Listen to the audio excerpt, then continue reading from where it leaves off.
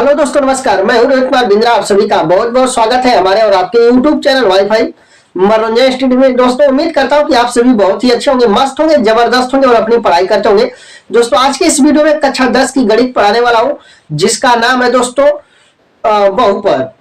ठीक है, जिसका नाम है बहुपद। दोस्तों, आज की इस वीडियो में कक्षा 10 की गणित पढ़ाने वाला हूं और कौन सा चैप्टर में पढ़ाने वाला हूं दोस्तों? बहुपद के बारे में पढ़ाने वाला हूं। ठीक है, और दोस्तों यह जो वीडियो है पार्ट नंबर दूसरा का है, बहुपद का पार्ट नंबर दूसरा यह वीडियो है। ठीक है, तो कक्षा 10 गणित जो डॉक्टर मनोहरे की किताब आती है उसी को मैं पढ़ाता हूँ, पूरा कंप्लीट पढ़ाने वाला हूँ। ठीक है, तो दोस्तों ध्यान से देखिएगा। पार्ट नंबर पहला पढ़ा दे, पार्ट नंबर दूसरा एकदम एकदम मजा आएगा पढ़कर। टेंशन नहीं लेना, एकदम भरपूर मजा आने वाला है। मजा तभी आएगा भाई जब ये चीजें समझ में आएगी। ठीक है, ध्यान से देखिएगा। कक्षा 10 गणित पार्ट 2 बहुपद। बेसिक सूत्र सीखेंगे भाई, बेसिक सूत्र। जब बहुपद का बेसिक ही ना पता हो तो बहुपद का सवाल कैसे आएगा? ना आएगा भाई, ना आएगा यार, एकदम बिल्कुल ना आएगा। याद रखना, कोई भी सब्जेक्ट पढ़ रहे हो तो उसका बेसिक सबसे पहले जाना जरूरी है। ठीक है, तो बेसिक में पार्ट नंबर दूसरा एकदम ध्यान से देखिएगा। तो आज के इस वीडियो में यही सिखाएंगे भाई, बहुपद का मानक रूप। बहुपद का मानक रूप होता क्या है, ध्यान से सुनिएगा। बहुपद का मानक रूप क्या होता है? आरोही क्रम अवरोही क्रम का नाम आप सुने होंगे। यस सर, सुने हैं। तो बस उसी के रूप में लिखना, या तो आरोही क्रम में लिख दो या अवरोही क्रम में किसी भी बहुपद को, उसी को हम क्या कहेंगे, उस रीति को ही क्या कहा जाएगा, लिखने की ही रीति को बहुपद का मानक रूप कहा जाएगा। जो कि मैं यहां पर लिखा हूं, किसी भी बहुपद को या तो यक्ष के, ध्यान से देखिएगा, या तो यक्ष के घातों के आरोही क्रम में, घातों के आरोही क्रम बोला है, घात को देखकर लिखेंगे, याद रखना। घातों के आरोही क्रम में या यक्ष के घातों के अवरोही क्रम लिखते हैं। बहुपद को इस प्रकार से लिखने की रीति को बहुपद का मानक रूप कहते हैं। समझ में आई बात? मतलब हम कोई भी बहुपद होगा तो उसकी घात को देखकर उसे हम आरोही क्रम अथवा अवरोही क्रम में लिखेंगे। ठीक है, इस लिखने की रीति को क्या कहा जाता है? बहुपद का मानक रूप कहा जाता है। ठीक है, उदाहरण समझते हैं। उदाहरण नंबर पहला, 4x का cube minus 6x square plus 2x plus का 3। ध्यान से देखिएगा, घात देखेंगे, इसकी घात देखेंगे। तो भाई इसकी घात कितनी है? इसकी घात जो 4x का क्यूब है, इसकी घात कितनी है? 3 घात है। इसकी घात कितनी है? 2 है। इसकी घात कितनी है? 2x है। यक्स है मेरे भाई, यक्स है। मैं आपके बताऊंगा, यहाँ पर यक्स है। ठीक है, यहां पर x है तो इस पर कुछ बिना घात एक घात होती, याद रखना, एक घात। और 3 क्या है? 3 पर 0 घात है। कितनी घात है? 0 घात।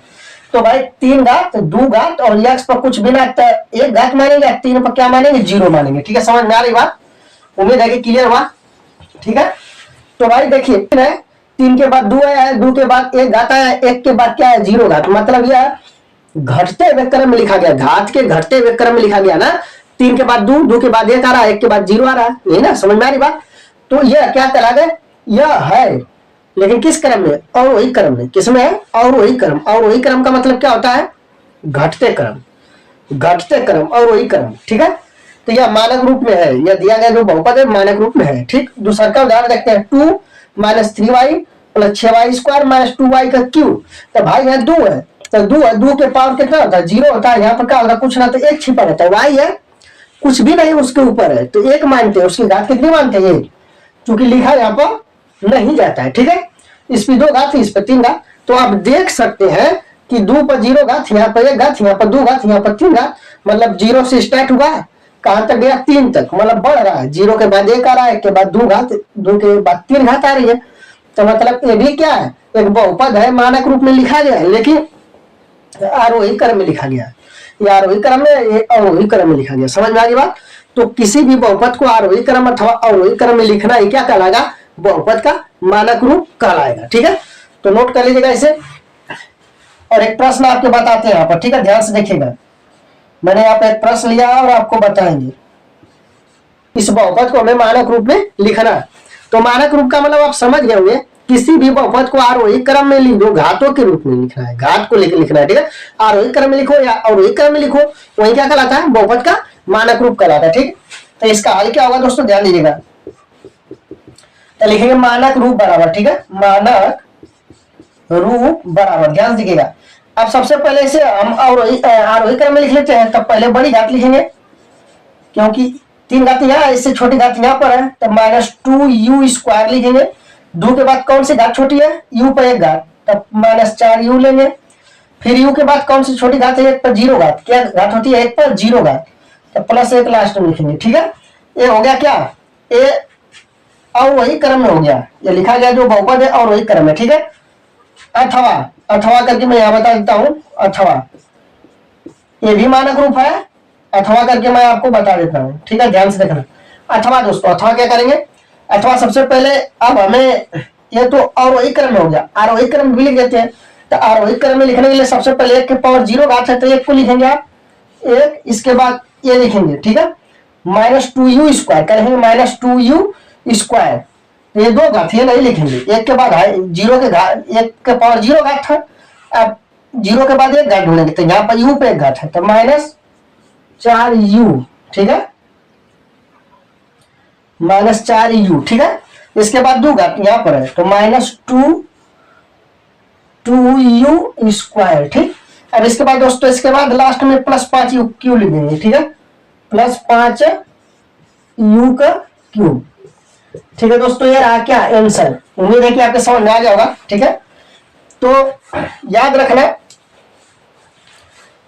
कोई भी बहुपद होगा तो उसको मानक रूप में कैसे लिखेंगे। ठीक है, तो किसी भी बहुपद को अवरोही अथवा आरोही क्रम में लिखना क्या कहलाता है, बहुपद का मानक रूप कहलाता है। ठीक है, उसके घातों को, उस बहुपद में जो भी पद होगा, जैसे 1 पद है, 2 पद है, 3 पद, 4 पद है, चारों पद है ना, तो चारों पद के घात को हम लेकर लिखेंगे। ठीक है, समझ में आ रही बात, जो कि यहाँ पर मैंने आपको समझा दिया। ठीक, उम्मीद है कि समझ में आ गया होगा, तो इसे नोट कर लीजिएगा, फिर आपको अगली हेडिंग हम पढ़ाते हैं। ठीक,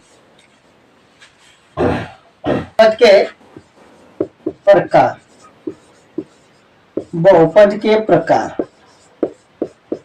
ठीक है दोस्तों, तो बहुपद के प्रकार में हम लोग पढ़ने वाले क्या है, ध्यान दीजिएगा। यह निम्न प्रकार के होते हैं, बहुपद निम्न प्रकार के होते हैं, जैसे एकपदी बहुपद हो गया, द्विपदी बहुपद हो गया, तृतीय बहुपद हो गया और शून्य बहुपद हो गया। ठीक है, तो ध्यान से देखिएगा। तो सबसे पहले पहला पढ़ेंगे। ठीक है, ध्यान दीजिए, पहला क्या होता है, एकपदी बहुपद। एकपदी बहुपद। ठीक है दोस्तों, एकपदी बहुपद होता है, तो एकपदी बहुपद क्या होता है, मैं उदाहरण देकर ही आपके समझा देता हूं, क्लियर हो जाएगा। ठीक है, ध्यान दीजिएगा, ध्यान से देखिएगा। उदाहरण में जैसे एकपदी बहुपद बोला, जब एकपदी बहुपद बोला तो उसमें कहीं ना कहीं एक ही पद होगा। ठीक है, तो उदाहरण में लिख लेते हैं, जैसे 2 हो जाएगा, कामा 3x हो जाएगा, और कामा क्या ले लेंगे दोस्तों, 6x² लेंगे। ठीक है, तो इस प्रकार कोई भी लिखा होगा व्यंजक, तो उसको हम बहुपद बोलेंगे, यार एक व्यंजक है। समझ में आ रही बात, व्यंजक। व्यंजक कैसे बनता है, चर राशि और अचर राशि को लेकर ही व्यंजक बनता है। ठीक है, दूसरा नंबर में लिख रहा है द्विपदी, द्विपदी बहुपद। द्विपदी बहुपद में दोस्तों क्या करना है, इसमें कहीं ना कहीं 2 पद होंगे। कितने पद होंगे, 2 पद होंगे। ठीक है, उदाहरण के तौर पर लिख लीजिएगा, 8 - 2x। ठीक है, कामा, ठीक है, 8 - 2x कामा, फिर 6u² प्लस क्या ले लेंगे, 2u। 2 उदाहरण काफी है। ठीक है, ध्यान दीजिएगा, मतलब एक कॉमा है, 8 - 2x, 6u² प्लस 2u, तो द्विपदी बहुपद कहलाएगा। क्यों कहलाएगा मैं बताता हूँ, यहाँ पर गिनेंगे 1 पद 2 पद, तो इसमें 2 पद है, 1 पद 2 पद, इसमें भी क्या है 2 पद है, इसलिए द्विपदी बहुपद कहलाएगा। ठीक, इस हर का प्रकार क्या होता है, ध्यान दीजिएगा, त्रिपदी बहुपद। त्रिपदी बहुपद, तो इसका उदाहरण ले लेते हैं 2 ठे और आपके बता देते हैं। ठीक है, तो पहला उदाहरण आपके लिखना है x के पावर 4 - 3x प्लस का 2। ठीक है, तथा के बाद आपके क्या लिखना है बताते हैं। ठीक है, ध्यान दीजिएगा, तथा आपके लिखना है t का स्क्वायर -3t अब प्लस 2 बटा क्या लिखना है 3। ठीक है, तो देखा जाए त्रिपदी बहुपद कब कहलाएगा, इसमें काउंटिंग करेंगे कितना पद है, तो कैसे गिनेंगे पदों की संख्या, 1, मतलब ऐसे गिनेंगे, ध्यान दीजिएगा, यहाँ पर 1 2 3, फिर यहाँ पर 1 2 3, ठीक है, 3 पद है ना, समझ में आ रही बात। इसके बाद चौथा लिख लेते हैं शून्य बहुपद। शून्य बहुपद, तो शून्य बहुपद का मतलब बात को समझिएगा। शून्य बहुपद क्या होगा, जैसे 0x का क्यूब अब प्लस 0x अब प्लस क्या हो जाए 0, ठीक, तथा इस प्रकार भी आप लिख सकते हैं ऐसे 0t का स्क्वायर प्लस 0t अब प्लस का लिख सकते हैं 0। मतलब जिस चर राशि का गुणांक जो होगा, जिस चर राशि का गुणांक जो होगा वह 0 होगा, तो उसे हम क्या कहेंगे, शून्य बहुपद कहेंगे। जैसे यहाँ पर 0x का क्यूब है, तो 0x क्यूब में 0 को हम क्या कहेंगे, गुणांक कहेंगे। 0 को क्या कहेंगे, गुणांक कहेंगे, किसका, x का क्यूब का, ठीक है। इस 0 को क्या कहोगे, गुणांक x क्यूब का। 0 गुणांक है किसका, x क्यूब का, किसका, x क्यूब का गुणांक का 0 है, ठीक है। तो जिस चर राशि का गुणांक 0 उसे हम शून्य बहुपद कहेंगे। समझ में आ रही बात, क्लियर हुआ ना। तो बहुपद के प्रकार में आप सीखे क्या है, पदी बहुपद जिसमें सिर्फ एक ही पद हो, क्या हो, इसमें 2 पद है, 1 ठे 2 ठे, इसमें 1 ठे 2 ठे, ठीक है। यहाँ पर तथा लिख लीजिएगा आप, ठीक है।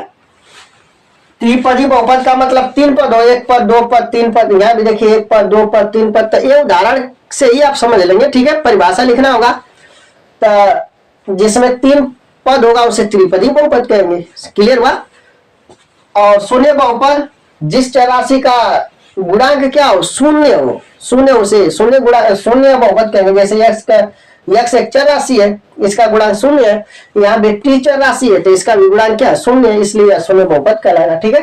तो उम्मीद है कि आपके समझ में आ गया होगा, नोट कर लीजिएगा दोस्तों, ठीक है।